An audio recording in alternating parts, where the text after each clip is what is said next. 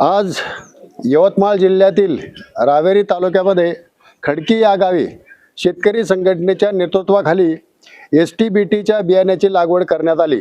हे बियाणं प्रतिबंधित आहे, भारतभर प्रतिबंधित आहे, परंतु गुजरातमध्ये शेतकरी सर्रासपणे हे वापरतात, ते विकलं जातं, साठवलं जातं, त्याच्यावरती गुजरातमध्ये कारवाई होत नाही, परंतु महाराष्ट्रामध्ये अद्यापही आम्हाला आंदोलन करावं लागतं आणि भारत सरकारने याला परवानगी द्यावी। याचं कारण असं आहे की आजकाल मजूर मिळत नाही आणि हे मजूर जर आपल्याला उपलब्ध होत नसेल तर तण काढायचं कसं, तर त्याला तणनाशक फवारावं लागतं। तणनाशक फवारलं तर पीकही मरतं।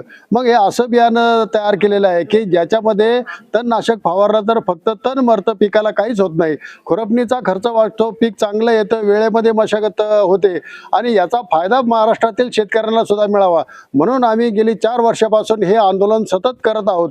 तरी सुद्धा सरकार याच्याकडे लक्ष देत नाही आणि या प्रगत बियाण्याला परवानगी देत नाही। तर आमची विनंती आहे भारत सरकारला की STBT बियाणं हे भारतातल्या शेतकऱ्यांना उपलब्ध करून द्यावं। त्याच्यामुळे शेतकऱ्यांचे बोगस बियाण्यामध्ये होणारी फसवणूक टळेल, बियाणं घेतलं तर त्याची पावती मिळेल आणि ते जर बियाणं खराब निघालं तर त्या कंपनीला, त्या जो वितरक असेल त्याला आपण कोर्टात खेचू शकतो, आपण ग्राहक मंचामध्ये खेचून आपल्याला न्याय मिळवता येतो आणि अशा पद्धतीने जर काउंटरवरती हे बियाणं मिळायला लागलं तर खोटं बियाणं जे शेतकऱ्यांना फसवण्यासाठी येतं ते येणार नाही। म्हणून याला अधिकृत बियाणं मिळण्याची परवानगी भारत सरकारने द्यावी ही आमची अपेक्षा आहे।